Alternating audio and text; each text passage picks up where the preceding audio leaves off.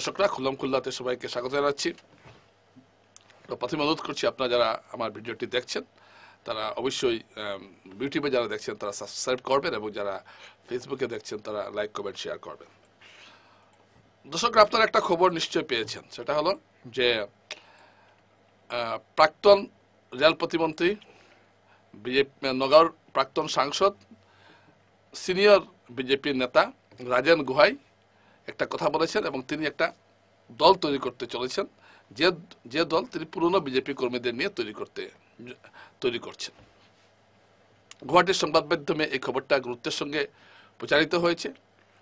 আপনারা সবাই জানেন যে রাজেন গুহাই গত 3-4 বছর থেকেই দলের বিভিন্ন নীতির বিরুদ্ধে প্রতিবাদ জানিয়েছেন।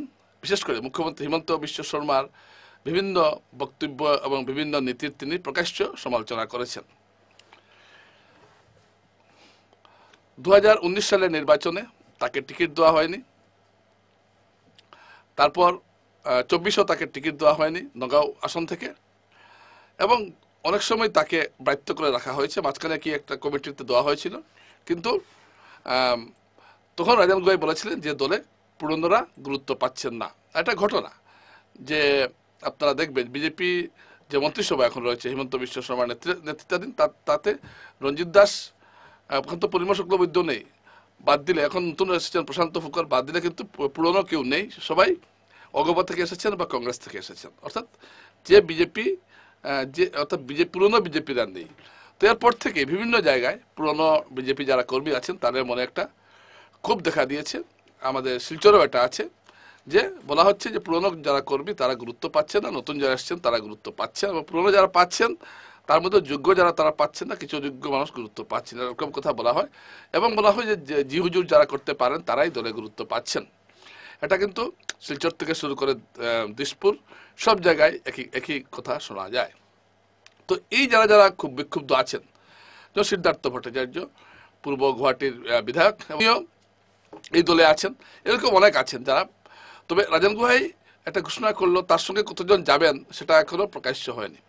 এখন আমি একটু বিশ্লেষণ করব যে এই ধরনের উদ্যোগ যদি সত্যি সত্যি নেওয়া হয় তাতে কি বিজেপির কোনো ক্ষতি হবে। এর জবাব হবে এটাই, যেটা আমার বিশ্লেষণ যেটা আমি করছি, যে দেখুন, পুরনো কেউ বেরিয়ে গেলে বিজেপি দলের যে সাংঘাতিক ক্ষতি হয়ে যাবে এমন কিছু নয়। এর অতীতেও এমন হয়েছে, বিজেপি ছেড়ে অনেকেই অনেক দল গড়েছিলেন, কল্যাণ সিং গড়েছিলেন, উমা ভারতী, অনেকেই বিজেপি ছেড়েছিলেন, অন্য দলও গঠন করেছিলেন, কিন্তু আবার দলে ফিরে এসেছেন।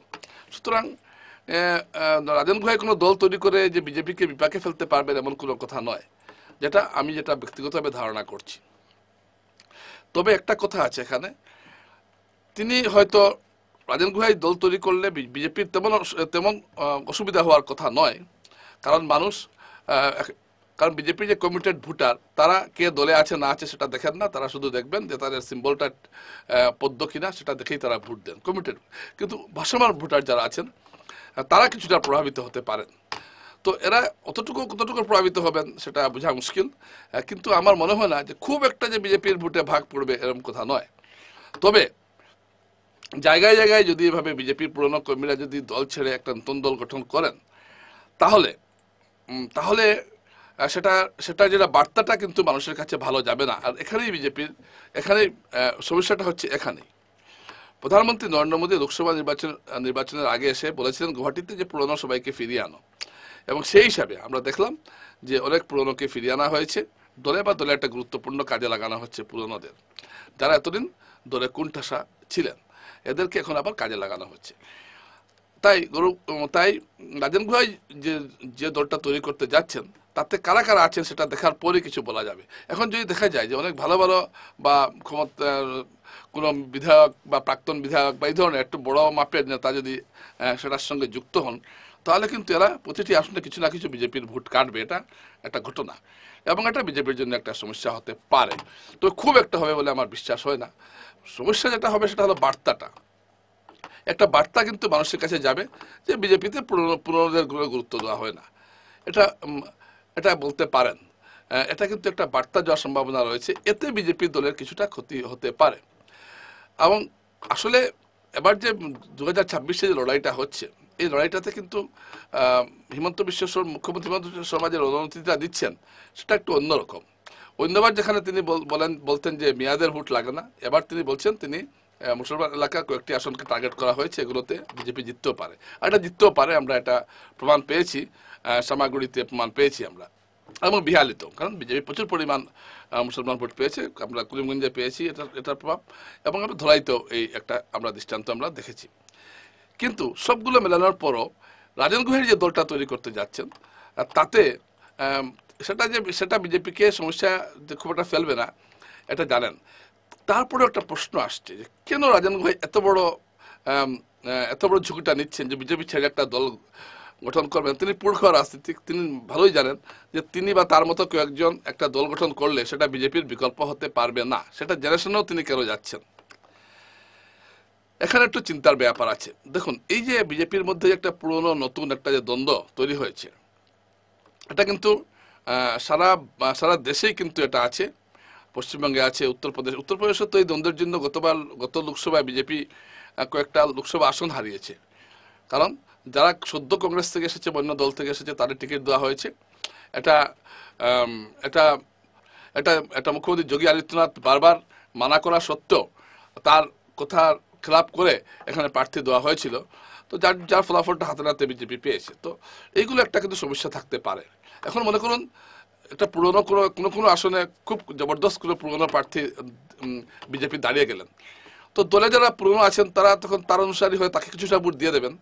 এতে যে সেই দলটা লাভবান হবে এমন কোনো কথা নয়, কিন্তু এতে কংগ্রেস লাভবান হয়ে যেতে পারে, যেটা উত্তরপ্রদেশে হয়েছে কিছু জায়গায়। সুতরাং এটা একটা চিন্তার ব্যাপার আছে। আর জোট রাজনীতিতে যেমন ধরুন একটা কথা, যেমন অগপর সঙ্গে যে বিজেপির জোটটা, অগপ এমন কিছু শক্তি নয়, কিন্তু প্রত্যেকটা জায়গায় অগপর একটা নিজস্ব ভোট আছে। যে ভোটটা জোট থাকায় বিজেপি পেয়ে যাচ্ছে, অগপর সরে গেলে বিজেপি কিন্তু ক্ষমতায় আসতে পারবে না, এখনো পারবে না, আমি গ্যারেন্টি দিয়ে বলতে পারি, এখনো পারবে না, কিন্তু অগপকে রাখা হয়েছে। ঠিক সেইভাবে বিজেপির যদি কিছু প্রতিটা আসন থেকে যদি 5,000, 4,000 বা 6,000 ভোট চলে যায়, সেটা বিজেপির জন্য একটা ক্ষতি হতে পারে। সুতরাং তারপরেও আমি বলবো যে বৃহৎ আকারে খুব বিজেপি দলে যে একটা ভাঙন ধরবে বা দলের নির্বাচনে ক্ষতি হবে রাজন গুহে নতুন দল তৈরি করলে, সেরকম কিছু নয়। এখন দেখতে হবে তার সঙ্গে কারা কারা আছেন, এবং কয়েকটি আসনে যদি তারা প্রভাব ফেলতে পারে, সেটা বিজেপির জন্য অবশ্যই একটা সমস্যার বিষয় হতে পারে। কিন্তু আপনি যদি রাজনীতিতে আপনি দেখবেন যে কোন বড় দল ভেঙে যখন ছোট দল তৈরি হয়, সেটার সঙ্গে সঙ্গে প্রভাব বিস্তার করতে পারে না। তবে কিছু কিছু দৃষ্টান্ত অবশ্যই আছে, যেমন কংগ্রেস ভেঙে তৃণমূল হয়েছিল, তৃণমূল একটা ভালো তৃণমূল এখন পশ্চিমবঙ্গে কংগ্রেসেরই স্থানটা নিয়ে নিয়েছে।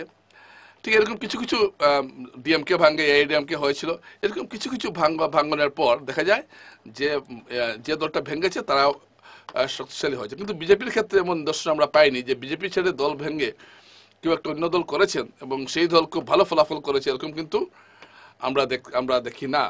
ভারতের ইতিহাসে এরকম ঘটনা নেই।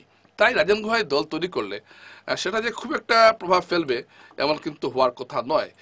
কিন্তু যেটা আমি একটু আগেও বলছিলাম, বার্তাটা, এই যে বার্তাটা যাবে যে বিজেপি পুরনোদের ধরে রাখতে পারছে না, এরা সংখ্যায় যাই হোক, ধরুন আপনার বাড়িতে আপনার বাবা, দাদা, কাকা যারা আছেন, এরা বয়স্ক হলেও আপনি তো ফেলবেন না। আপনি ফেললে এদেরকে ছেড়ে দিলেও আপনার সংসার চলবে, সবকিছু চলবে, কিন্তু তারপরেও এদের একটা স্থান থাকে। ঠিক একইভাবে পুরনোরা যখন বলবেন যে দল আমাকে এইভাবে ব্যবহার করেছে, তখন সেটা সাধারণ মানুষ এতে একটু ভোট দেবেন, কিন্তু মনক্ষুণ্ণ হবেন। এটা কিন্তু আগামীতে বিজেপির জন্য একটা সমস্যা, 26-এ হয়ে যাবে আমি এটা বলছি না, কিন্তু কোনো না কোনো সময় এটা বিজেপির জন্য একটা সমস্যা হবে যে দলে পুরনোদের মর্যাদা দেওয়া হয় না। এই কথাটা কিন্তু একটা তাৎপর্যপূর্ণ কথা, যে এটা যদি বেশি প্রচার হয় সেটা বিজেপির জন্য একটা 26-এ না হলেও আগামীতে একটা ক্ষতি হওয়ার সম্ভাবনা আছে। কারণ এখনো ভারতের সমাজ ব্যবস্থা যেরকম, তাতে কিন্তু বয়স্কদের সম্মান দেওয়ার একটা প্রবণতা, আমরা তো পশ্চিমী হয়ে যাইনি, আমরা এখনো ভারতীয় সংস্কৃতিতে বিশ্বাস করি। সুতরাং বয়স্কদের সম্মান দেওয়া, বয়স্কদের একটা মর্যাদা দেওয়ার একটা অভ্যাস বা একটা পরম্পরা আমাদের রয়েছে, এবং এইগুলো কথা বেশি বললে এই পরম্পরাতে একটা আঘাত পড়বে। এটা হয়তো এই বার্তাটা বিজেপির জন্য ভালো হবে না, এটুকু আমি বলতে পারি। তবে নির্বাচনে ভোটের ক্ষেত্রে যে খুব একটা ক্ষতি হবে এমন নয়, শুধুমাত্র কয়েকটি আসনে হয়তো একটা অসুবিধা হতে পারে। এখন তো রাজন গাজী নিজে দাঁড়িয়ে যান, তো কমপক্ষে ব্যক্তিগতভাবে তিনি 10-15 হাজার ভোট পেয়ে যাবেন, তো সেটা বিজেপির, বা তিনি জিতেও যেতে পারেন কোনো একটা আসন নগাঁওয়ের, তো সেটা একটা অন্য কথা। কিন্তু ব্যাপক হারে খুব একটা ভাঙন ধরবে না, কিন্তু যেটা ভাঙনে ধরবে সেটা বিজেপির জন্য ক্ষতি হতে পারে, এটা ঘটনা। তাই রাজন গুহাইয়ের এই দল গঠন বিজেপির জন্য অস্বস্তিকর হলেও তেমন ক্ষতি হবে বলে আমি মনে করি না। নমস্কার।